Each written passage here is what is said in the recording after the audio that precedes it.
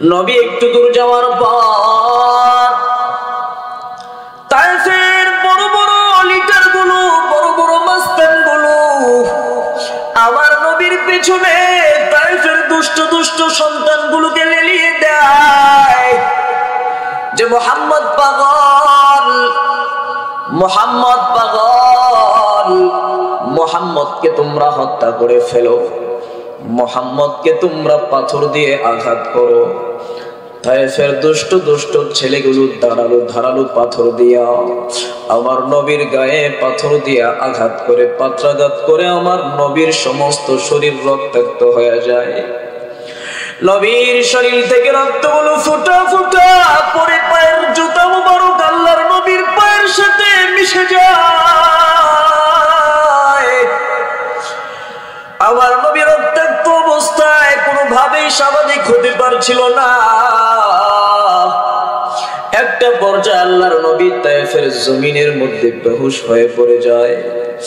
যায়েদ ইবনে হারেসা পালক পুত্র কিছুক্ষণ পর হুঁশ ফেরার পর পালক পুত্র যায়েদ ইবনে হারেসা আমার আপনার নবীকে কাঁধে বর করে দাঁড় করাইলেন। এবার নবী একটু সামনের দিকে যায় আশ্রয় নেওয়ার জন্য। কর্মস্থান নামক একটা জায়গায় যায় আল্লাহর রাসূল আসমানের দিকে তাকায় দেখে মেঘমালা আমার নবীকে ছায়া দেয়। সুবহানাল্লাহ। দূর থেকে উতবা সাহেবা আঙ্গুর বাগানে কাজ করতেছে। উতবা সাহেবা তাকায় দেখি, ওই দেখি মুহাম্মদকে দেখা যায়। মুহাম্মদ যদিও আমাদের ধর্মের মানুষ না, কিন্তু মুহাম্মদ তো আমাদের বংশের মানুষ। মনে হয় মুহাম্মদ না খেয়ে পড়ে আছে। আঙ্গুর বাগানের একজন কর্মচারীকে বলে, যাও যাও এক পেলা আঙ্গুর নিয়ে যাও, ওই যে যুবক পড়ে আছে না খেয়ে যুবকের কাছে নিয়ে যাও। সর্বপ্রথম মহান রব্বুল আলামিনের দরবারে লাখ কোটি শুকরিয়া যে মহান মালিক এলাকার হাজার হাজার মানুষ থেকে মনোনীত করে, যাচাই বাছাই করে, করুণা করে, মায়া করে, দয়া করে, সকল প্রকার ঝামেলা থেকে মুক্ত রেখে, অসুস্থতা থেকে সুস্থ রেখে আজকের এই জান্নাতের বাগানে আসার, বসার, কিছু কথা বলা ও শোনার সুযোগ করে দিয়েছেন। সেজন্য মহান মনিবের দরবারে শুকরিয়া দান করি আলহামদুলিল্লাহ।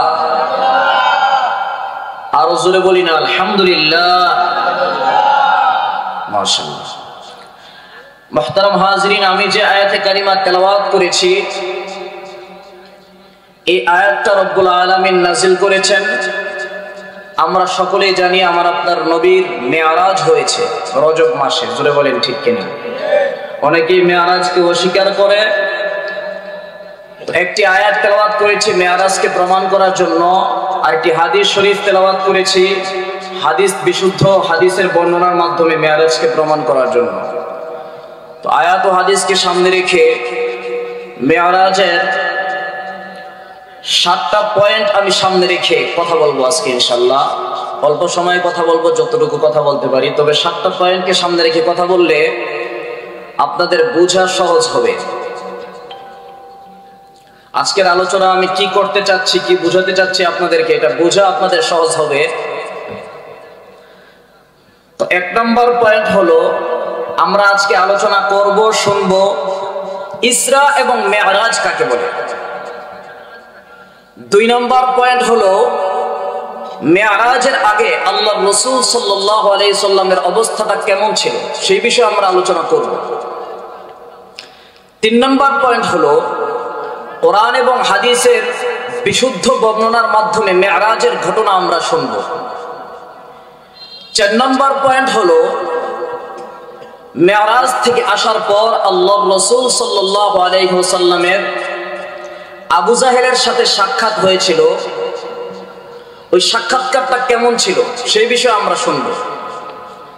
5 নম্বর পয়েন্ট হলো মেরাজ থেকে আল্লাহর রাসূল সাল্লাল্লাহু আলাইহি ওয়াসাল্লাম আসার পরে মক্কার কাফের বেঈমানেরা আল্লাহর রাসূলকে উত্তপ্ত করেছে বাইতুল মাকদিসের বর্ণনা দেওয়ার জন্য। আমার আপনার নবী বাইতুল মাকদিসের বর্ণনা কিভাবে দিয়েছিলেন সেটা আমরা জানব।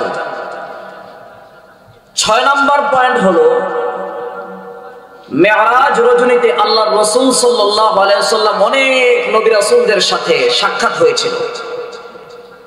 সেখানে হযরত মূসা, ঈসা, আদম আলা নবিয়িনা ওয়া আলাইহিস সালাম, আল্লাহর ফেরেশতা জিবরাইল আলাইহিস সালাম, ইনাদের সাথেও সাক্ষাৎ হয়েছে। ইনারা দেখতে কেমন সেগুলো আমরা জানব। 7 নম্বর পয়েন্ট হলো মেরাজ রজনীতে আল্লাহর রাসূল আল্লাহর কাছ থেকে অনেক কিছু পেয়েছেন। তার মধ্যে গুরুত্বপূর্ণ কয়টি বিষয় সেগুলো আমরা বিশুদ্ধ বর্ণনার মাধ্যমে জানব। এই 7টা পয়েন্টকে সামনে রেখে আজকে মেরাজ সম্পর্কে কথা বলবো ইনশাআল্লাহ। তো প্রথমে আমরা জানব ইসরা এবং মেরাজ কাকে বলে। আমরা দুটো শব্দ মুখস্থ করব। 1 নাম্বার হলো ইসরা, দ্বিতীয় নাম্বার হলো মেরাজ। সবাই বলি ইসরা, আরো জোরে ইসরা এবং মেরাজ। এই ইসরা এবং মেরাজ কাকে বলে সেটা আমাদের জানার দরকার আছে না নাই? আছে। ইসরা হলো মসজিদে হারাম থেকে বাইতুল মাকদিস পর্যন্ত রাতের একটা ভ্রমণ হয়েছিল আল্লাহর রাসূল সাল্লাল্লাহু আলাইহি ওয়াসাল্লামের। মসজিদে হারাম থেকে বাইতুল মাকদিস পর্যন্ত যে রাতের ভ্রমণটা হয়েছিল সেই রাত্রিকালীন ভ্রমণটাকে বলা হয় ইসরা। আর মেরাজ হলো বাইতুল মাকদিস থেকে ঊর্ধ্ব আসমান পর্যন্ত স্বয়ং আল্লাহর আরশ পর্যন্ত আল্লাহর রাসূলের যেই সফর হয়েছিল সেই সফরটাকে বলা হয় মেরাজ। ইসরা এবং মেরাজের পার্থক্য বুঝতে পারছেন? ইসরা কাকে বলে? মসজিদে হারাম থেকে বাইতুল মাকদিস পর্যন্ত রাতের যে ভ্রমণ হয়েছে সেটা কি? ইসরা।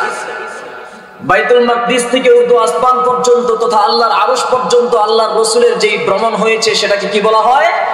মেরাজ। মাশাআল্লাহ, আপনারা ছাত্র ভালো, আপনাদের মুখস্থ থাকে, মাশাআল্লাহ। তা আমরা বুঝলাম ইসরা এবং মেরাজ কাকে বলা হয়। এবার আসেন 2 নাম্বার পয়েন্ট। 2 নাম্বার পয়েন্ট হলো মেরাজের আগে আল্লাহর রাসূল সাল্লাল্লাহু আলাইহি ওয়াসাল্লামের অবস্থাটা কেমন ছিল।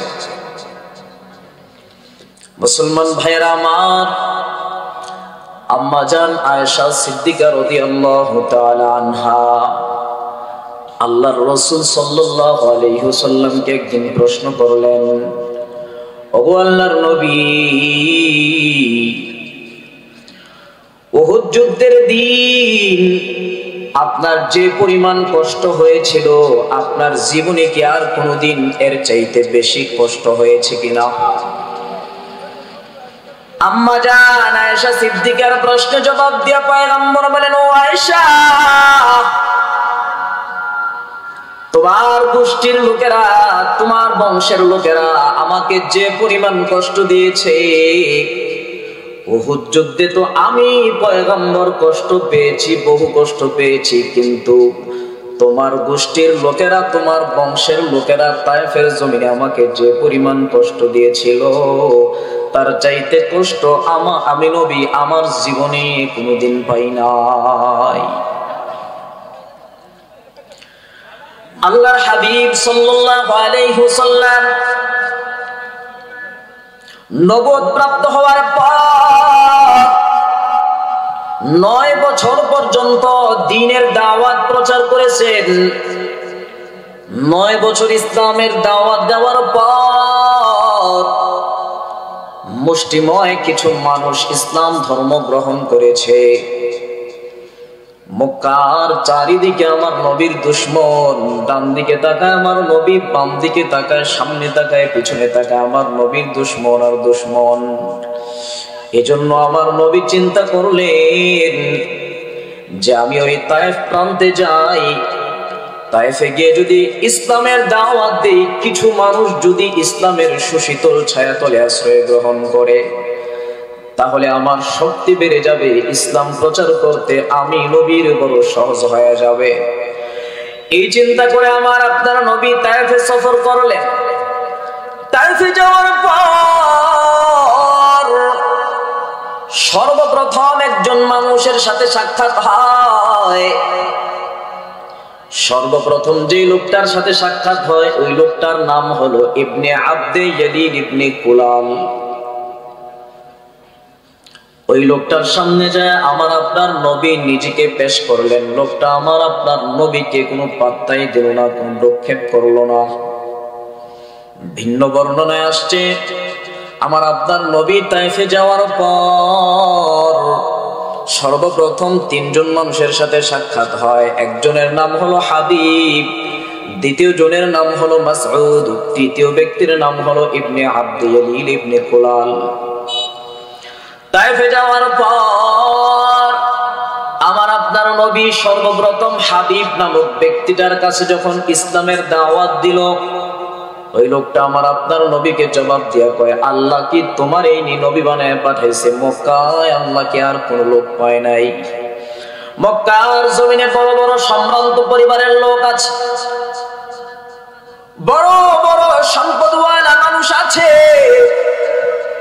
তাদেরকে নবী না বানায় তোমার আল্লাহ কেন পাঠাইলো? হাসির ছলে আমার নবীর কথাটাকে উড়াইয়া দিল।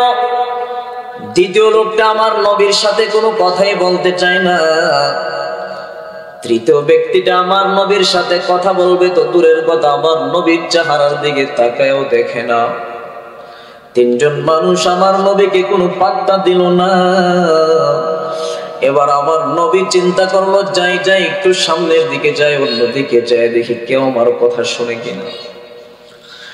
নবী একটু দূর যাওয়ার পর তায়েফের বড় বড় লিডার গুলো, বড় বড় মাস্তান গুলো আমার নবীর পেছনে তায়েফের দুষ্ট দুষ্ট সন্তানগুলোকে লেলিয়ে দেয় যে মুহাম্মদ পাগল, মুহাম্মদ পাগল, মুহাম্মদকে তোমরা হত্যা করে ফেলো, মুহাম্মদকে তোমরা পাথর দিয়ে আঘাত করো।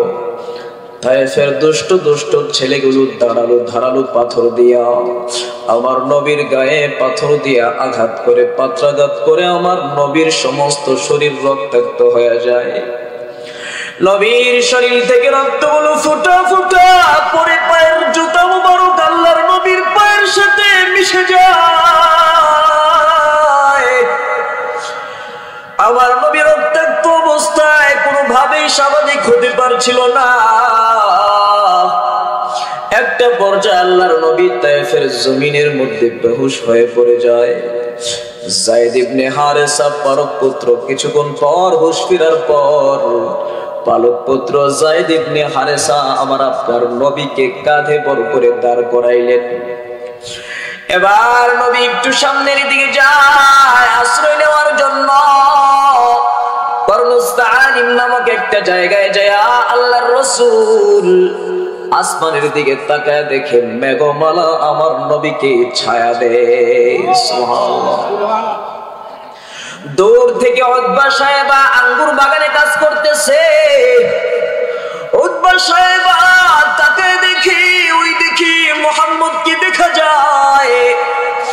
মুহাম্মদ যদিও আমাদের ধর্মের মানুষ না, কিন্তু মুহাম্মদ তো আমাদের বংশের মানুষ। মনে হয় মুহাম্মদ না খেয়ে পড়ে আছে। আঙ্গুর বাগানের একজন কর্মচারীকে বলে, যাও যাও এক পেলা আঙ্গুর নিয়ে যাও, ওই যে যুবক পড়ে আছে না খেয়ে যুবকের কাছে নিয়ে যাও। এবার কর্মচারী আঙ্গুর বাগান থেকে এক পেলা আঙ্গুর নিয়ে আমার আপনার নবীর সামনে এসে হাজির হয়। নবীর সামনে এসে ডাক দিয়ে কয়, পয়গম্বর, এই যে আঙ্গুর বাগানের মালিক উতবা সাহেব আপনার কাছে এক পেলা আঙ্গুর পাঠাইছে, খেয়ে নেন।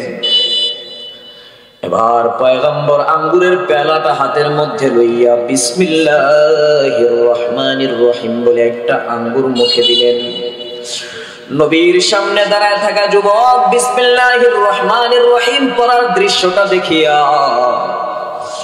নবীকে জিজ্ঞাসা করে, ভাই আপনার পরিচয় কি? পয়গম্বর বলে, ভাই তোমার পরিচয় কি? বলে, আমার পরিচয় হলো আমি ঈসা নবীর একজন উম্মত, উতবা সাহেব আর আঙ্গুর বাগানে চাকরি করি। বলে, আপনার পরিচয় কি? বলে, আমার পরিচয় হলো আমি আখির নবীর উম্মত, আমি আখির নবী বিশ্ব নবী মুহাম্মাদুর রাসূলুল্লাহ সাল্লাল্লাহু আলাইহি ওয়াসাল্লাম। নবীর সামনে দাঁড়িয়ে থাকা যুবক নবীর সংবাদ শোনার পর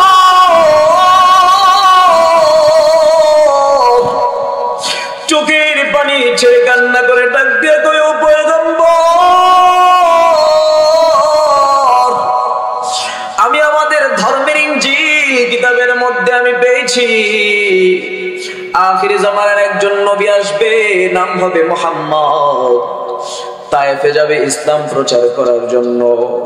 তায়েফের নিষ্ঠুর সন্তানদের হাতে মার খেয়ে রক্তাক্ত অবস্থায় আঙ্গুর বাগানের পাশে এসে আশ্রয় নিবে।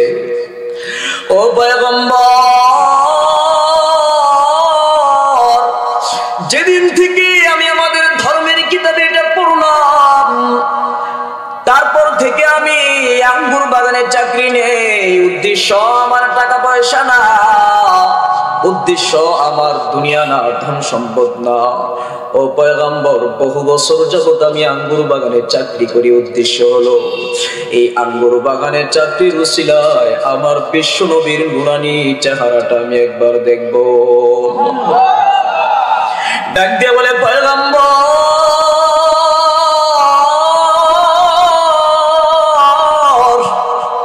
আর দেরি না করিয়া তাড়াতাড়ি কলমা পড়ে আমারে মুসলমান বানায় দেন। লা ইলাহা ইল্লাল্লাহু মুহাম্মাদুর রাসূলুল্লাহ সাল্লাল্লাহু আলাইহি ওয়াসাল্লাম। এবার পয়গম্বর ওই কর্নুস সালিম নামক জায়গায় দাঁড়াইয়া আসমানের দিকে নজর করে দেখে মেঘমালা আমার নবীকে ছায়া দেয়। ফানাজরতু, আমার নবী মেঘমালার দিকে নজর করে দেখেন, ফাইদা ফিহা জিবরিল, মেঘমালায় জিবরাইলকে দেখা যায়। জিবরাইল জমিনের মধ্যে নাইমা আসলেন, পয়গম্বরের সামনে দাঁড়ায় বলেন, ও পয়গম্বর, এতক্ষণ পর্যন্ত তায়েফের দুষ্ট সন্তানরা আপনার সাথে যা করেছে, তায়েফবাসী আপনার সঙ্গে যা করেছে, সব তাকায় তাকায় দেখলাম পয়গম্বর। ও পয়গম্বর, আমার সাথে তায়েফে নিয়োজিত বড় বড় পাহাড়ের একজন নিয়োজিত ফেরেশতা নিয়ে আসলাম। আল্লাহ পাঠিয়ে দিয়েছে ফেরেশতা আপনার সাথে কথা বলবে। ফেরেশতা আমার নবীর সামনে যায় বলে, আসসালামু আলাইকুম ওয়া রাহমাতুল্লাহ ইয়া রাসূলুল্লাহ।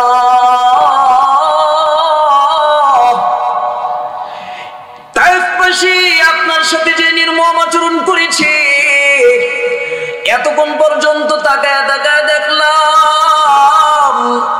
ও পয়গম্বর, আপনি একবার আদেশ করেন, আপনার আদেশের অপেক্ষায় আছি।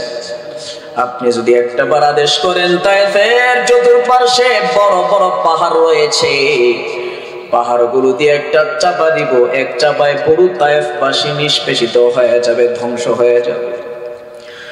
মুসলমান ভাইরা আমার নবীর কত মায়া,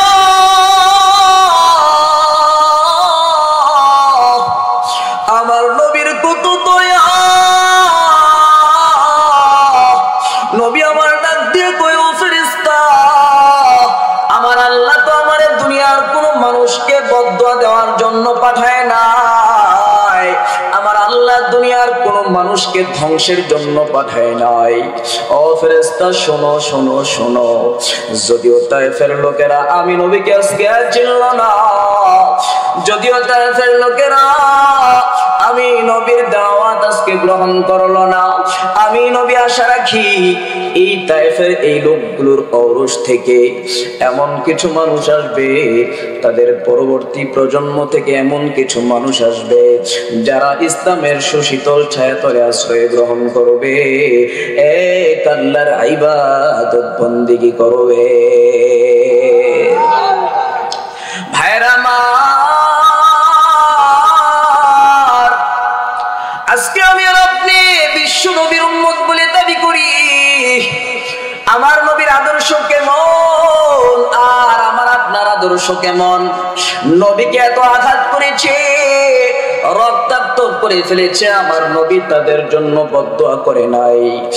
আর আজকে আমাকে আপনাকে যদি কেউ সামান্য একটু আঘাত দেয়, আমার আপনাকে যদি সামান্য কেউ ধোঁকা দেয়, আমি আর আপনি এটার প্রতিশোধ নেওয়ার জন্য মৃত্যু পর্যন্ত অপেক্ষায় থাকি, ঠিক কিনা? এজন্য ভাইয়েরা আমার, কোন মানুষ যদি আমাকে আপনাকে কষ্ট দেয়, তাহলে নবীর সুন্নত হলো ক্ষমা করে দেওয়া। আমরা ক্ষমা করে দিব তো ইনশাআল্লাহ? আল্লাহ বুঝার এবং আমল করার তৌফিক দান করেন, পড়েন আমিন। এবার আমার আপনার নবী সেই তরমুজ সালিম নামক জায়গায় দাঁড়ায় আল্লাহর কাছে বলতেছে, আল্লাহ আপনি আমাকে কাদের মাঝে ছেড়ে দিলেন? তারা তো আমাকে চেনে না, তারা তো আমার কথা শোনে না, মালিক আপনি কাদের মাঝে আমাকে ছেড়ে দিলেন? যখন এমন ভাবে কাকুতি মিনতি করে আল্লাহর কাছে আল্লাহর রাসূল বলতেছেন, তখন আল্লাহর রাসূলের কথার জবাবটা কথার মাধ্যমে না দিয়া কর্মের মাধ্যমে দিয়েছেন। আল্লাহু আকবার বলেন। কিভাবে দিয়েছেন? এই যে তায়েফের লোকগুলো আল্লাহর রাসূলকে প্রচুর পরিমাণ কষ্ট দিয়েছে, রক্তাক্ত করেছে, নবীজির অন্তরে যে কষ্ট পেয়েছে আল্লাহর রাসূল, এই কষ্টকে লাঘব করার জন্য, আল্লাহর রাসূলকে আল্লাহ সান্ত্বনা দেওয়ার জন্য সশরীরে জাগ্রত অবস্থায় রাতের সামান্য কিছু অংশে আল্লাহর রাসূলকে দুনিয়ার জমিন থেকে আল্লাহর আরশ পর্যন্ত উঠায় এনেছেন দাওয়াত করে। এটা হলো মেরাজ। জোরে বলেন সুবহানাল্লাহ। তো এই যে এতক্ষণ আলোচনা করলাম, এটা হলো মেরাজের প্রেক্ষাপট। বুঝাইতে পারছি? এবার আসেন বিশুদ্ধ বর্ণনা থেকে আমরা মেরাজের ঘটনা শুনব।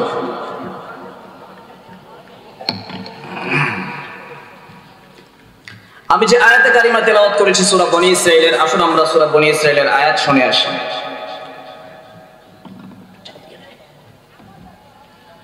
আল্লাহ রাব্বুল আলামিন বলেন, সুবহানাল্লাযী আসরা বি'আবদিহি লাইলাম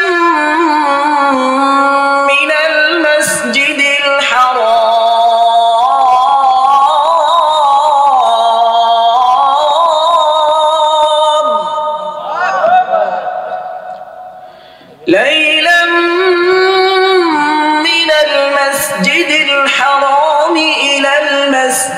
الأقصى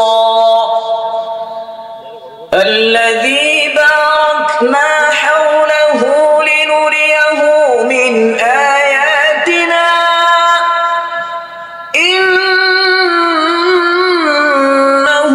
هو السميع البصير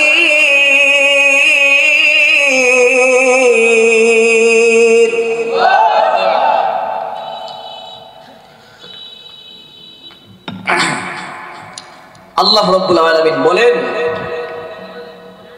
সুবহানাল্লাযী আসরা বি'আবদিহি লাইলাম মিনাল মাসজিদিল হারাম ইলাল মাসজিদিল আকসা। আল্লাহ বলেন, পুত পবিত্র ওই মহান সত্তা, আমার আল্লাহ পুত পবিত্র মহান ওই সত্তা, যিনি তার সেও বান্দা রাসূলুল্লাহ সাল্লাল্লাহু আলাইহি ওয়াসাল্লামকে লাইলাম মিনাল মাসজিদিল হারাম ইলাল মাসজিদিল আকসা, রাতের ভ্রমণে মসজিদে হারাম থেকে বাইতুল মাকদিস পর্যন্ত রাত্রিকালে ভ্রমণ করিয়েছে। আল্লাযী বারাকনা হাওলাহু,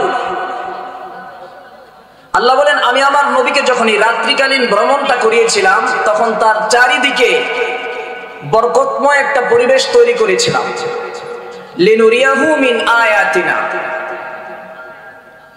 আমি আমার বন্ধু মুহাম্মদুর রাসূলুল্লাহ সাল্লাল্লাহু আলাইহি ওয়াসাল্লামকে আমার নিদর্শন দেখানোর জন্য। সুবহানাল্লাহ বলেন। এ হলো মেরাজ, কোরআন থেকে প্রমাণিত। এবার আসেন বুখারী শরীফের হাদিস থেকে আমরা শুনে আসি। আল্লাহর রাসূল সাল্লাল্লাহু আলাইহি ওয়াসাল্লাম বলেন, ইউহাদ্দিসু আন্না রাসূলুল্লাহ সাল্লাল্লাহু আলাইহি ওয়াসাল্লাম قال فرج عن سقف بيتي وانا بمكة। আল্লাহর নবী বলেন, আমি মক্কার একটি ঘরে শুয়েছিলাম। ফানাজালা জিবরিল আলাইহিস সালাম, আমি ঘরের ছাদের দিকে তাকাইলাম, তাকায় দেখলাম ছাদ ছিদ্র হয়ে দুই ভাগ হয়ে গেল। আল্লাহু আকবার বলেন। ফানাজালা জিবরিল আলাইহিস সালাম, তাকায় দেখতে পাইলাম জিবরাইল আলাইহিস সালামকে। আর জিবরাইল আলাইহিস সালাতু ওয়াস সালাম অন্যান্য সময় আল্লাহর রাসূলের কাছে স্বাভাবিক অবস্থায় আসে, ওই দিন ঘরের ছাদ ছিদ্র করে আসলো আর আল্লাহর রাসূলকে এটাই বুঝাইতে চাইলো যে ও নবী, যে আজকে আমি যেহেতু ঘরের ছাদ ছিদ্র করে আসলাম, অন্যান্য দিন স্বাভাবিক অবস্থায় আসি, আজকে যেহেতু অস্বাভাবিক অবস্থায় আসলাম, তো আজকে আপনার সাথে অস্বাভাবিক কিছু ঘটনা ঘটবে। আল্লাহু আকবার বলে। ফাফারজা সদরি, জিবরাইল আমিন আয়েশা আল্লাহর রাসূলের বক্ষ বিদীর্ণ করলেন। সুম্মা গসালাহু বিমাই জমজম, জমজম কূপ থেকে পানি নিয়ে জমজমের পানি দ্বারা আল্লাহর রাসূলের ভিতরটাকে ভালো করে ওয়াশ করলেন, ধৌত করলেন, পুত পবিত্র করলেন। সুবহানাল্লাহ। সুম্মা জাআ বিতাসতিম মিন যাহাবিন মুমতালিইন হিকমাতাও ওয়া ঈমানা, জিবরাইল আসার সময় স্বর্ণের একটা পেয়ালার মধ্যে হিকমত আর ঈমান নিয়ে আসছিল। তো আল্লাহর নবীর ভিতরটাকে ভালো করে ওয়াশ করে পুত পবিত্র করে ভিতরে আসমান থেকে নিয়ে আসা হিকমত এবং ঈমান ঢুকায় দিয়েছে। আল্লাহু আকবার বলেন। ঢুকায় দেওয়ার পর এবার এটাকে জোড়া লাগায় দিছে, সেলাই করে দিছে, কোনো রক্ত পড়ে নাই, কোনো ব্যথা লাগে নাই। সুবহানাল্লাহ কইতেন না? সেখান থেকে ওপেন হার্ট সার্জারি শুরু হয়। আজকে বর্তমান বিশ্বে ওপেন হার্ট সার্জারি হয়। সমস্ত সার্জিক্যাল বিশেষজ্ঞরা এভাবেই ওপেন হার্ট সার্জারি করে, কি বলেন ঠিক কিনা? তো আজ থেকে ১৫০০ বছর আগে আমার আপনার নবীর ওপেন হার্ট সার্জারি হয়েছিল। বর্তমান সময়ে ওপেন হার্ট সার্জারি করতে গেলে ডক্টরের প্রয়োজন হয়, যন্ত্রের প্রয়োজন হয়, কি বলেন ঠিক কিনা? সেই সময় ডক্টর ছিল, যন্ত্র ছিল। বলে কেমন ডক্টর, কেমন যন্ত্র? আমার নবীর ওপেন হার্ট সার্জারি হয়েছিল, ডক্টর ছিল সাইয়্যিদুনা জিবরাইল আলাইহিস সালাম, আর রূহানি যন্ত্র ছিল আমার মাওলা পাকের আদেশ, মাওলা পাকের অর্ডার। আল্লাহু আকবার বলেন। এবার জিবরাইল আলাইহিস সালাতু ওয়াস সালাম পয়গম্বরের সামনে জান্নাত থেকে একটা বোরাক নিয়ে আসলেন। বোরাক নিয়ে আসার পর আমার মায়ার নবীকে বললেন, নবী আপনি বোরাকের মধ্যে উঠে পড়েন, বসে পড়েন। আমার নবী বোরাকের মধ্যে উঠতে চায়, বোরাক পিঠ দিয়ে নাড়াচাড়া করে, লাগাম দিয়ে আটকে রাখে, বাধা দিয়ে রাখে, কেমন যেন মান অভিমান। এবার জিবরাইল ডাক দিয়া কয়, বোরাক, এমন একজন মানুষ তোমার উপর আজকে সওয়ার হবে, তুমি তো তাকে চেনো না, তুমি তো তার পরিচয় জানো না। এ বোরাক, এমন একজন বরকতময় মানুষ আজকে তোমার উপর সওয়ার হবে, যার রহমতের ছোঁয়া না লাগলে আল্লাহর আরশ পর্যন্ত সৃষ্টি হতো না, যার রহমতের ছোঁয়া না লাগলে জমিন হতো না, আসমান হতো না, গোটা কুল কায়নাত কোনো কিছুই সৃষ্টি হতো না, আমি জিবরাইলেরও সৃষ্টি হতো না, তুই বোরাকেরও জন্ম হতো না। হে বোরাক, ভালো করে শুনে নাও, ইনি হলেন সর্বশ্রেষ্ঠ রাসূল মুহাম্মদুর রাসূলুল্লাহ সাল্লাল্লাহু আলাইহি ওয়াসাল্লাম, বিশ্ব নবী আজকে তোমার উপর সওয়ার হবে। বোরাক জিবরাইলের মুখ থেকে কথা শোনার পর লজ্জায় মাথাটা নত করে দেয়, আর সাথে সাথে বোরাক পিঠ পেতে দেয়। বোরাক বলতে পারে না, কেমন যেন বোরাকের ভাষা দিয়ে বোরাক বোঝায় যে পয়গম্বর, আমি আপনার সাথে বেয়াদবি করেছি, পিঠটা পেতে দিলাম, তাড়াতাড়ি উঠে বসেন। আল্লাহু আকবার। আমার নবী বোরাকের উপর উঠে বসলেন। এবার বোরাকের গতিটা কত দ্রুত গতিতে হয়, বিদ্যুতের গতি হলো ১,৮৬,০০০ কিলোমিটার স্পিডে বিদ্যুতের গতি। সুইচে টিপ দিলে আমরা তাকাইতে দেরি হয়, বাতি জ্বলতে দেরি হয় না, সেরকম ঠিক কিনা? আর মানুষের চোখের পলক কেমন? মানুষের চোখের পলক হলো, মানুষ কোটি কোটি মাইল উপরে সূর্যের দিকে তাকায়, তাকাইতে দেরি ১ সেকেন্ড সময় লাগে না চোখে সূর্য, জোরে বলেন ঠিক কিনা? আবার এই সূর্যের কোটি কোটি মাইল উপরে তারকা, পৃথিবীর মানুষগুলো তারকার দিকে যখন তাকায়, 1 মিনিট সময় লাগে তারকা দেখতে। কয় মিনিট লাগে? সেকেন্ড লাগেনি, না না লাগে না। দুনিয়ার মানুষগুলো যখন রাতের আধারে আসমানের তারকার দিকে তাকায়, তাকাইতে দেরি হয় চোখের মধ্যে বান্দার তারকা, জোরে বলেন ঠিক কিনা? বান্দার চোখের চাহনির স্পিরিট হলো তারকা পর্যন্ত। মুসলমান ভাইয়েরা আমার, বোরাকের উপর যে আল্লাহর নবী উঠে বসলেন, এই বোরাকের চলার গতি হলো স্পিড হলো মানুষের চোখের দৃষ্টি যেখান পর্যন্ত গিয়ে শেষ হয়, বোরাকের এক একটা কদম এক একটা লাফ দিয়ে এত দ্রুত দূরে চলে যায়। এবার বোরাক আমার নবীকে নিয়ে তার মধ্যে হলো দুধ। এবার পয়গম্বরকে ডাক দিয়ে বলে, ও পয়গম্বর, এখনই তো আমরা ঊর্ধ্ব আসমানে সফর করব, সফর করার আগে একটু নাস্তা করে নেন। এই যে দুইটা পেয়ালা আপনার সামনে রাখা হয়েছে, যেটা থেকে আপনার মন চায় আপনি পান করে নেন। আমার নবী, আল্লাহর কি কুদরত, আল্লাহর কি ইহসান, আল্লাহর কি মেহেরবান, আমার নবী দুধের পেয়ালা থেকে একটু দুধ পান করে নিলেন। জিব্রাইল বলেন, আলহামদুলিল্লাহিল্লাযী হাদাকা লিল ফিতরা। জিব্রাইল ডাক দিয়ে কো পয়গম্বর,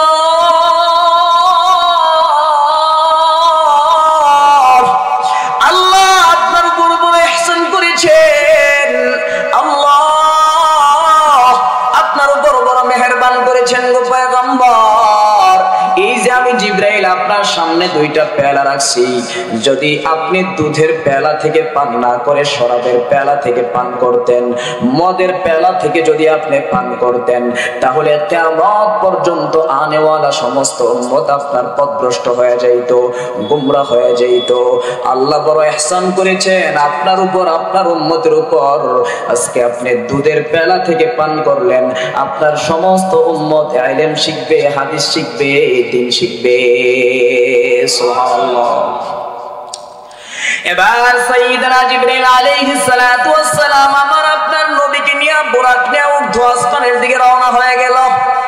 আবার চোখের আরেক পলকে দুনিয়ার জমিন থেকে প্রথম আসমানে চলে যায়। প্রথম আসমানে যাওয়ার পর জিবরাইল প্রথম আসমানে প্রবেশ করার জন্য প্রথম আসমানের ফেরেশতার কাছে অনুমতি চাইলেন। অনুমতি চাওয়ার পর প্রথম আসমানের গেটের মধ্যে যেই ফেরেশতা নিয়োজিত আছে, ফেরেশতা ডাক দিয়ে কয়, মান কে? বলে, আনা জিবরাইল, আমি জিবরাইল। বলে, মান মাকা, সাথে কে? সাথে হলো মুহাম্মাদুর রাসূলুল্লাহ সাল্লাল্লাহু আলাইহি ওয়াসাল্লাম। আসমানের ফেরেশতা ডাক দিয়ে কয়, জিবরাইল, আল্লাহ যে আজকে আপনার দুনিয়াতে পাঠাইছে, দুনিয়ার একজন বিশেষ মেহমানকে আল্লাহর কাছে নিয়ে যাওয়ার জন্য, সেই মেহমান কি আপনার সাথে নাকি? বলে, হ্যাঁ। আল্লাহু আকবার বলেন। আমার আল্লাহ যে আমার নবীকে মেরাজ করাবেন, এই খবর আসমানের সমস্ত ফেরেশতাদেরকে আগেই জানায় দিয়েছেন। মুসলমান ভাইরা আমার, এখানে একটা প্রশ্ন হলো, জিবরাইল ফেরেশতা হলো সমস্ত ফেরেশতাদের সরদার, লিডার, সবচেয়ে বড় ফেরেশতা, একজন দামি ফেরেশতা। আর আমার আপনার নবী হলো আসমানের জমিন থেকে আসমান পর্যন্ত সমস্ত সৃষ্টির মধ্যে সর্বশ্রেষ্ঠ সৃষ্টি, পয়গম্বর। আমার নবীও দামি মানুষ, জিবরাইলও দামি মানুষ। এত মর্যাদাপূর্ণ দুইজন মানুষ আল্লাহর আসমানে প্রবেশ করবে, তারপরও অনুমতি কেন? প্রশ্ন আসেনি? আল্লাহ তাআলা মেরাজের এই ঘটনার মাধ্যমে, এই অনুমতি চাওয়ার মাধ্যমে আমার আল্লাহ দুনিয়ার সমস্ত মানুষগুলোকে একটা শিক্ষা দিয়েছে। ও দুনিয়ার মানুষ, তোমার নবীর কাছ থেকে তুমি শিক্ষা নাও। নবী এত দামি মানুষ, আমি আল্লাহর বাড়িতে আসমানে প্রবেশ করবে অনুমতি লাগে, আমি আল্লাহ তোমাদেরকে এই শিক্ষা দিলাম, তুমি যত মর্যাদাবান মানুষ হও না কেন, যত বড় চেয়ারম্যান হও না কেন, এমপি হও না কেন, মন্ত্রী হও না কেন, দারগা হও না কেন, পুলিশ হও না কেন, র্যাব, আর্মি, পিডিআর হও না কেন, কারো বাড়িতে যখন প্রবেশ করবা অনুমতি লাগবে। ঠিক কিনা? এই শিক্ষা আল্লাহ রাব্বুল আলামিন আল্লাহর রাসূলকে দিয়ে আমাদেরকে দিয়েছেন। মার রুমে প্রবেশ করবেন, সেখানেও মায়ের কাছ থেকে অনুমতি লাগবে।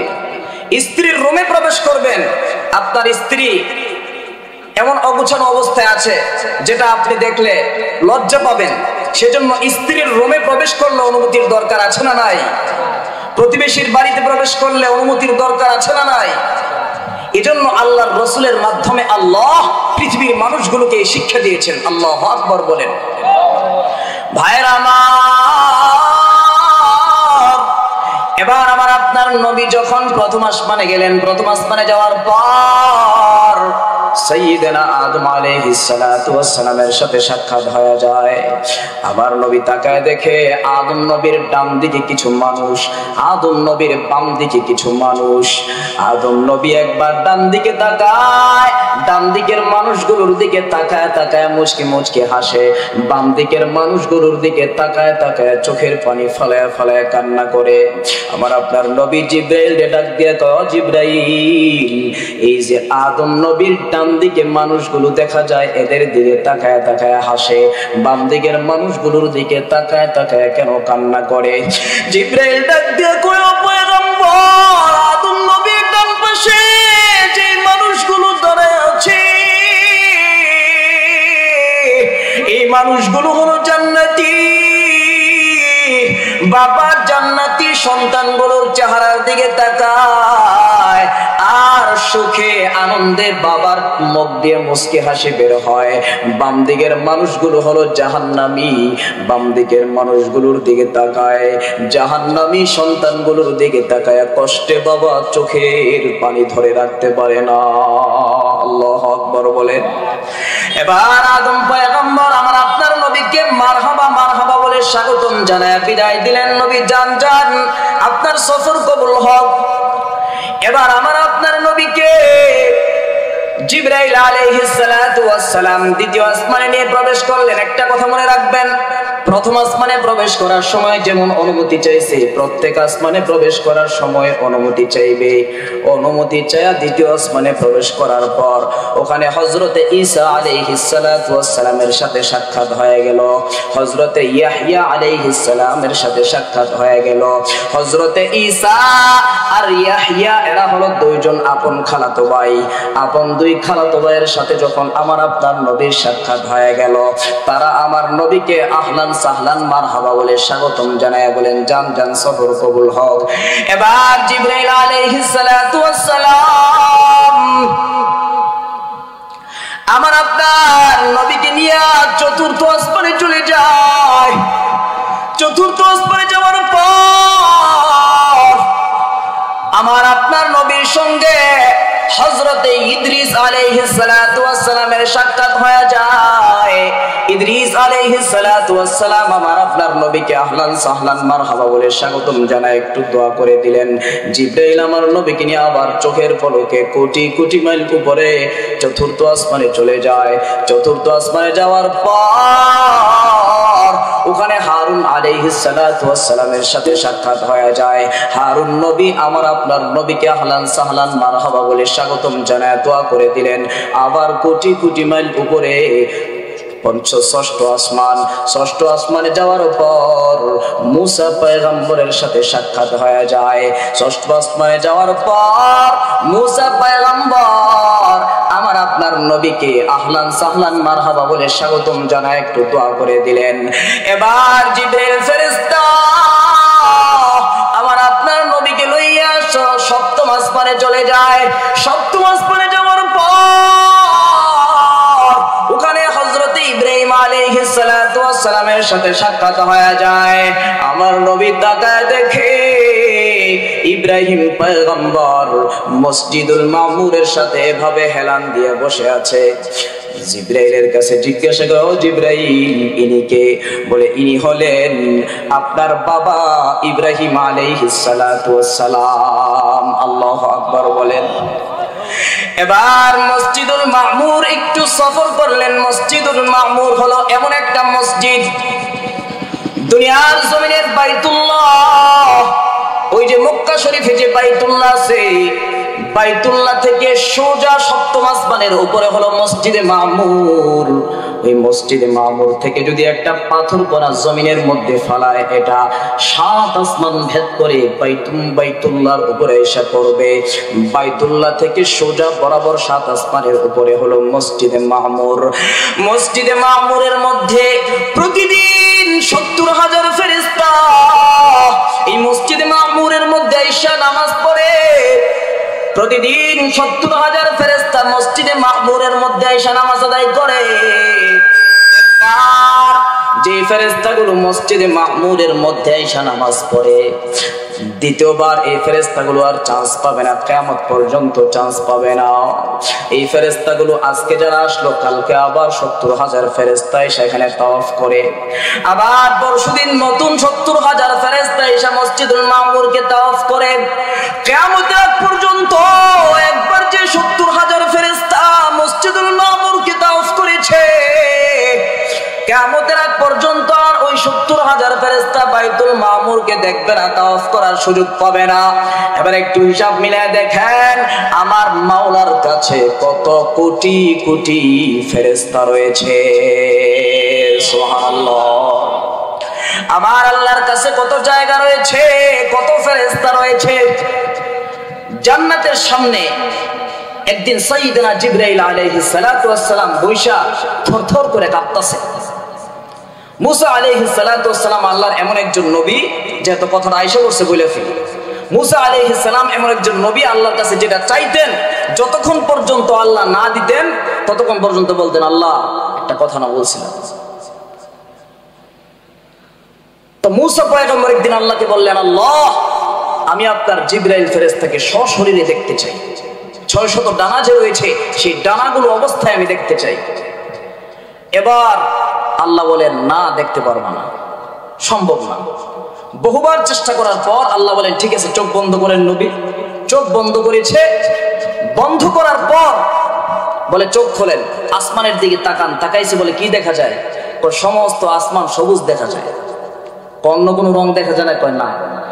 বলে জিবরাইলের 600 ডানা থেকে একটা ডানা মাত্র মেলছে, গোটা পৃথিবীর আসমানে জায়গা নেয় না। আল্লাহু আকবার বলেন। গোটা পৃথিবীর আসমান ছড়ায় গেছে। আল্লাহু আকবার বলেন। তো জিবরাইল আলাইহিস সালাতু ওয়াস সালামের 600 ডানা যদি একসাথে মেলে তাহলে কেমন দেখা যাবে, কত জায়গার প্রয়োজন। তো 600 ডানা মেলে জিবরাইল আলাইহিস সালাম জান্নাতের এক পার্শ্বে বৈশা থরথর করে কাঁপতাছে শীতে। আল্লাহু আকবার বলতেন না? আরেকটা ফেরেশতা আয়েশা এই যে এইভাবে এক আঙ্গুলের মধ্যে জিবরাইল ফেরেশতারা আলগায় রেছে, উঠাইছে, উঠায় কয় আল্লাহ এই সামান্য ছোট ফেরেশতাটা আপনি কি কাজে বানাইছেন? আল্লাহু আকবার বলেন। এই ফেরেশতা কত বড়, জোরে বলেন ঠিক কিনা? তো এই ফেরেশতার জায়গা দিয়ে কই আল্লাহ? আল্লাহর কাছে জায়গার অভাব আছে, জান্নাতের অভাব আছে, বাড়ির অভাব আছে? জান্নাতের ভিতরে আল্লাহর জায়গা জমির বাড়ি গাড়ির অভাব আছে? নাই। এবার শুনেন, এই যে সপ্তম আসমানের উপরে সাইয়েদনা ইব্রাহিম আলাইহিস সালাতু ওয়াস সালামের সাথে আল্লাহর রাসূলের সাক্ষাৎ হয়ে গেল। সাক্ষাৎ হওয়ার পর এবার ইব্রাহিম আলাইহিস সালাতু ওয়াস সালাম বলতেছে, বলে আপনি আপনার উম্মতকে বলেন জান্নাতের ভিতরে গাছ লাগানোর জন্য। কারণ নবী জান্নাতের যে জমিনটা আছে এটা হলো সমতল ভূমি, বরকতময়, সমৃদ্ধ। জান্নাতের ভিতরে সুমিষ্ট পানি আছে, সমতল ভূমি আছে। আপনি আপনার উম্মতকে যায় বলেন জান্নাতের ভিতরে যেন গাছ লাগায়। কিভাবে গাছ লাগাইবো জান্নাতের ভিতরে আমার উম্মতে? কয় আপনার কোন উম্মত যদি একবার সুবহানাল্লাহ পড়ে, একবার আলহামদুলিল্লাহ পড়ে, একবার আল্লাহু আকবার বলে, তাহলে সাথে সাথে জান্নাতের ভিতরে একটা জান্নাতি গাছ রোপণ হয়ে যায়। সুবহানাল্লাহ। আরো জোরে পড়েন সুবহানাল্লাহ। এবার সপ্তম আসমানে যাওয়ার পর আল্লাহর রাসূল সাল্লাল্লাহু আলাইহি ওয়াসাল্লাম সপ্তম আসমানে যাওয়ার পর সাইয়েদনা জিবরাইল আলাইহিস সালাতু ওয়াস সালাম বলতেছে, এবার আপনি আল্লাহর আরশ পর্যন্ত সফর করবেন। এই সফরটা হবে সিদরাতুল মুনতাহা পর্যন্ত। সেখানে আমি জিবরাইল আর যেতে পারবো না। এখন বুরাক আপনাকে নিয়ে যাবে। আল্লাহ জান্নাতি সিকিউরিটি গার্ড দিয়ে আপনাকে পাহারা দিয়ে নিয়ে যাবে। সেই জায়গায় গেলে আমি জিবরাইল টিকতে পারবো না। আমি জিবরাইলের সেখানে যাওয়ার অনুমতি নাই। সেখানে আল্লাহ স্পেশাল ভাবে আপনাকে দাওয়াত করেছে। সুবহানাল্লাহ করেন। জান্নাতি বুরাক আমার আপনার নবীকে নিয়ে এবার আল্লাহর আরশ পর্যন্ত সিদরাতুল মুনতাহায় আবার এক চোখের পলকে সেখান পর্যন্ত পৌঁছে গেল। সিদরাতুল মুনতাহাটা হলো সেখানে একটা সীমাবদ্ধ জায়গা। তার উপরে পৃথিবীর কোনো সৃষ্টির জ্ঞান নাই। জমিন থেকে আসমান পর্যন্ত আল্লাহর যত সৃষ্টি আছে, নবী, রাসূল, ওলি, আউলিয়া, ফেরেশতা, এই সিদরাতুল মুনতাহার উপরে কি হয় কেউ এটার জ্ঞান রাখে না, কেউ জানে না। এই সিদরাতুল মুনতাহা হলো আল্লাহর আরশের ডান পাশে। আল্লাহর আরশের ডান পাশে সিদরাতুল মুনতাহায় আল্লাহর রাসূলকে যখন আল্লাহ নিয়েছেন, নিয়ে যাওয়ার পর আল্লাহ আমার আপনার নবীকে প্রথমে 50 ওয়াক্ত নামাজ দিয়েছেন। জোরে বলেন কয় ওয়াক্ত নামাজ? এটা নিয়ে আসতেছিল। হাদিসটা আমি শর্টকাট করে বলবো, সময় কম, কালেকশন বক্তা চলে আসবে। এবার 50 ওয়াক্ত নামাজ দিয়ে যখন আবার বেগে আসতেছে ষষ্ঠ আসমানে আসার পর মুসা আলাইহিস সালাম বলে, আল্লাহর কাছে যে গেছেন, আল্লাহ কি দিছে আমাদের? তো 50 ওয়াক্ত নামাজ দিছে। তোমার না এটা কোশ্চেন কালো সম্ভব না, কারণ বনি ইসরাইলকে কঠিন ভাবে আমি পরীক্ষা করেছি, তারা এটা পারে নাই। তা আপনার উম্মত তো আরো দুর্বল, এরা পারতো না। আল্লাহর কাছে গিয়ে এখন আল্লাহ একটু সহজ করে দেন। আল্লাহর কাছে গেছে, যে কয় আল্লাহ আমার একটু সহজ করে দেন, 5 ওয়াক্ত কমাই দিছে। আবার আসতেছে, মুসা নবী কয় কি দিছে এবার? 5 ওয়াক্ত কমাই দিছে। আবার যান, এটাও হবে না। এবার হাদিসের মধ্যে এভাবে আসছে বর্ণনাটা যে একবার মুসা নবীর কাছে আসে আল্লাহর রাসূল, আরেকবার আল্লাহর আরশ পর্যন্ত যায়। একবার মুসা নবীর কাছে আসে, আরেকবার আল্লাহর আরশ পর্যন্ত যায়। এভাবে যাইতে যাইতে আস্তে আস্তে সর্বশেষ মুসা নবীর সাথে যখন সাক্ষাৎ হলো, বলে এবার কত ওয়াক্ত দিছে? 5 ওয়াক্ত দিছে। আল্লাহ বলেন, নবী আপনাকে নামাজ 50 ওয়াক্ত দিয়েছিলাম, 50 ওয়াক্তের মধ্যে কমাইতে কমাইতে আপনাকে মায়া করে 45 ওয়াক্ত কমাই দিছি মাত্র 5 ওয়াক্ত। এই 5 ওয়াক্ত নামাজ যদি আপনার উম্মত সঠিকভাবে আদায় করতে পারে, তাহলে আপনার উম্মতকে আমি 50 ওয়াক্ত নামাজের সওয়াব দিয়ে দিব। সুবহানাল্লাহ। তো মুহতারাম হাজিরিন, মুসা নবী কয় আমার ভয় লাগে, এবারও সম্ভব না। তো মুসা নবীর কথা তো বাস্তব, জোরে বলেন ঠিক কিনা? 5 ওয়াক্ত নামাজ পড়ার মতো মুসল্লি মসজিদে পাওয়া যায় না। মুসা নবী কয় আমি বনি ইসরাইলকে কঠিন ভাবে পরীক্ষা করেছি, তারা পারে না, আপনার উম্মত পারবে না। এই 5 ওয়াক্ত নামাজ দিয়ে আপনার উম্মতের জীবন যায় অবস্থা হয়ে যাইবে। জোরে বলেন ঠিক কিনা? এবার 5 ওয়াক্ত নামাজ নিয়ে আল্লাহর রাসূল যখন দুনিয়ার জমিনে চলে আসলেন, এটা কিন্তু রাতের সামান্য কিছু অংশেই ঘটনা ঘটছে। আসার পর মসজিদে হেরাম শরীফের মধ্যে এভাবে হেলান দিয়ে আল্লাহর রাসূল দাঁড়িয়ে আছেন। তা আবু জাহেল আল্লাহর রাসূলকে দেখলে একটা খোঁচা দেয়। কিছু মানুষ আছে না সমাজের মধ্যে, যার শত্রুতা দেখলে একটা খোঁচা মারে, কথার মাধ্যমে, লাঠির মাধ্যমে। একটা খোঁচা না দিলে শান্তি লাগে না। জোরে বলেন ঠিক কিনা? তো নবীজিরে দেইখা আবু জাহেল বলতেছে, হালমিন খবরিন, মুহাম্মদ আজকে কোনো খবর আসেনি? হ্যাঁ, ঘাড় ছিটকে নাক ছিটকে কথা বলতো যে মুহাম্মদ কোনো খবর আসেনি। পরে আমার নবী বলেন, কাকা খবর আছে তো, একটা গুরুত্বপূর্ণ খবর আছে চাচা। বলে কি খবর? বলে গতকাল রাতে আমি মক্কার একটা ঘরে শুয়ে আছিলাম, ওখান থেকে আমার আল্লাহ আমারে 7ম আসমান পর্যন্ত, প্রথম মসজিদে হারাম থেকে বাইতুল মাকদিস পর্যন্ত নিয়েছে। বাইতুল মাকদিস থেকে আমাকে উর্দু আসমান তথা আল্লাহর আরশ সিদরাতুল মুনতাহা পর্যন্ত ভ্রমণ করিয়েছে, আবার জমিনের মধ্যে চলে আসছে। আবু জাহেল আশ রাখতে পারে না, মানে বিশ্বাস হয় নাই। আবু জাহেল বলে, এটা কি গতকাল রাত্রের ঘটনা? বলে হ্যাঁ। কয়টা স্বপ্ন না বাস্তবে? কয় কি বলেন চাচা, বাস্তবে। এবার আবু জাহেল কয়, এতদিন মনে করছিলাম মুহাম্মদ যে আমি নিজেই তোমারে পাগল বলি, মেন্টাল বলি। আজকের এই ঘটনা যদি মক্কার মানুষ শোনে, তোমার যে শাগরেদ আবু বকরও যদি শোনে, আবু বকরও তোমারে পাগল বলবো, মেন্টাল বলবো। নাউজুবিল্লাহ বলেন। তো আবু বকর কিছুক্ষণ বসাবসি না মুহাম্মদের সাথে কইরা, এবার লোক সমাজের কাছে গিয়ে এটা ছড়াই দিল, সারা এলাকা জুড়ে এই ঘোষণা দিয়ে দিল যে মুহাম্মদে আসলে পাগল হয়েছে। কি হয়েছে? গতকালকে রাত্রে বলে মসজিদে হারাম থেকে বাইতুল মাকদিসে গেছে, যেই বাইতুল মাকদিসে গেলে লম্বা সময়ের প্রয়োজন, আবার বাইতুল মাকদিস থেকে বলে আল্লাহর আরশ পর্যন্ত গেছে, হেঁটে বলে আল্লাহরে দেখে আইছে। তো এই কথা বলার পর তার ছল্লাবল্লা যারা আছে, তার লোকজন যারা আছে, তারা এটা বিশ্বাস করে নাই। একটা পর্যায়ে এই কথা আবু বকরের কান পর্যন্ত পৌঁছে গেল। আবু বকর বলে, এই কথা বলছে কি? মুহাম্মদ নিজের মুখে বলছে? বলে হ্যাঁ। মুহাম্মদ যদি বলে, তাহলে মুহাম্মদের কাছে আর যাওয়ার দরকার নাই, মুহাম্মদের কথা আমি মেনে নিলাম। আল্লাহু আকবার বলে নারে তাকবীর। মুহতারাম হাজিরিন, এবার আবু বকর সিদ্দিক রাদিয়াল্লাহু তাআলা আনহু বলেন যে মুহাম্মদের কাছে আর যাইতে হবে না, আমি এমনি বিশ্বাস করলাম যে ঘটনা সত্য। কি পরিমাণ বিশ্বাস করছে আল্লাহর রাসূলকে, সুবহানাল্লাহ পড়তেন না?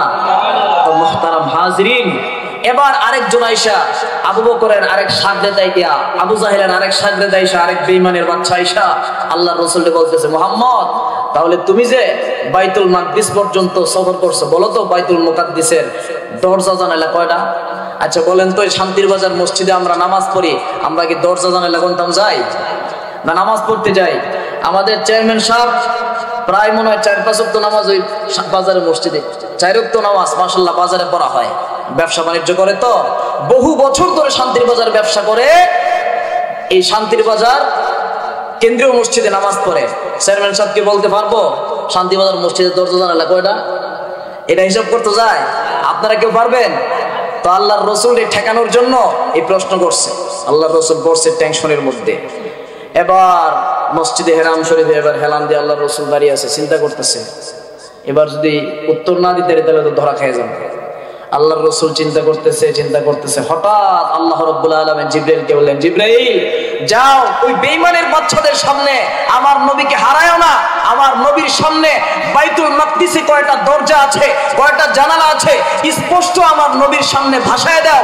আর আমার নবীর সামনে জিবরাইল ভাষায় দিল, আমার নবী বাইতুল মাকদিসে কয়টা দরজা আছে একটা একটা করে গনে গনে, কয়টা জানালা আছে একটা একটা করে গনে গনে বেঈমানের বাচ্চাদেরকে জবাব দিয়েছেন। সুবহানাল্লাহ বলেন। এবার বেঈমানের বাচ্চারা ওখানে খবর লয়ে গন্যা একটা একটা করে দেয় মুহাম্মদের কথাই সত্য। সুবহানাল্লাহ। মুহতারাম হাজরিন, এবার আসেন আল্লাহর রাসূল সাল্লাল্লাহু আলাইহি ওয়াসাল্লাম যখন মেরাজ থেকে আসছে, আসার পর আল্লাহর রাসূল অনেক কিছু আল্লাহর কাছ থেকে পেয়েছেন, তার মধ্যে 3টা গুরুত্বপূর্ণ বিষয় আমাদের জন্য নিয়ে আসছেন। আমি আলোচনা আর লম্বা করব না। 3টা গুরুত্বপূর্ণ আমাদের আমল করার মতো 3টা বিষয় আমাদের জন্য নিয়ে আসছেন, শুনবেন তো ইনশাআল্লাহ। 1 নাম্বার হলো আল্লাহর রাসূল সাল্লাল্লাহু আলাইহি সাল্লাম 50 ওয়াক্ত নামাজ থেকে আল্লাহ কমায়া 5 ওয়াক্ত নামাজ দিয়েছেন। 5 ওয়াক্ত নামাজ উম্মতের জন্য নিয়ে আসছেন।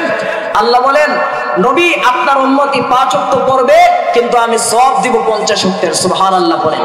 তো 1 নাম্বার গুরুত্বপূর্ণ জিনিস আমাদের জন্য নিয়ে আসছে 5 ওয়াক্ত নামাজ। এটার গুরুত্ব কম না বেশি? এই মেরাজের রজনীতে আল্লাহ আমাদেরকে এটা দান করেছেন। এবার 2 নাম্বার নিয়ে আসছেন আমাদের জন্য সূরা বাকারার শেষ 2 আয়াত। যারা কোরআন পড়তে পারেন বাংলা অথবা আরবিতে কোরআন খুলে দেখবেন, কোরআনের সূরাতুল বাকারা দ্বিতীয় সূরা, সূরাতুল বাকারার শেষ 2 আয়াত আল্লাহ বলেন যে এই সূরাতুল বাকারার শেষ 2 আয়াত মেরাজের রজনীতে আমি পৃথিবীর মানুষকে দান করলাম। পৃথিবীর মানুষগুলো যদি এই সূরাতুল বাকারার 2টা আয়াত রাতের বেলা এশার নামাজ পড়ে 2টা আয়াত পড়ে যদি ঘুমায় যায়, সুবহে সাদিক পর্যন্ত সারা রাত আমি বান্দার উপর আসমান থেকে আমি আল্লাহর রহমত বরকত নাজিল করতে থাকি। সুবহানাল্লাহ। ওই রাতে বান্দা মারা গেলে মৃত্যুটা শুধু বাধা থাকবে, মরতে দেরি হবে, বান্দা জান্নাতে যেতে দেরি হবে না। সুবহানাল্লাহ পড়েন। আর 3 নাম্বার হলো আল্লাহর রাসূল নিয়ে আসছে যে নবী আপনি আপনার উম্মতকে জানায় দিবেন, তারা যদি শিরক ছাড়া, আমি আল্লাহর সাথে শিরক ছাড়া আর অন্য যত গুনাহ আছে সমস্ত গুনাহগুলো যদি করেও ফেলে, তাহলে লা তাকনাতু মির রাহমাতিল্লাহ, বান্দা যেন আমি আল্লাহর রহমত থেকে নৈরাশ না হয়। বান্দা যদি আমি আল্লাহর কাছে তওবার মতো তওবা করে, তাহলে যে পরিমাণ গুনাহ করেছে গুনাহ সমপরিমাণ আযাব দেওয়ার পর বান্দাকে আমি আল্লাহ আবার জান্নাতে পৌঁছায় দেব। সুবহানাল্লাহ। মুহতারাম হাজরিন, অল্প সময় যে কথাগুলো বলেছি, যে 3টা আমলের কথা বলেছি, আমরা পরিপূর্ণভাবে ইনশাআল্লাহ পালন করব।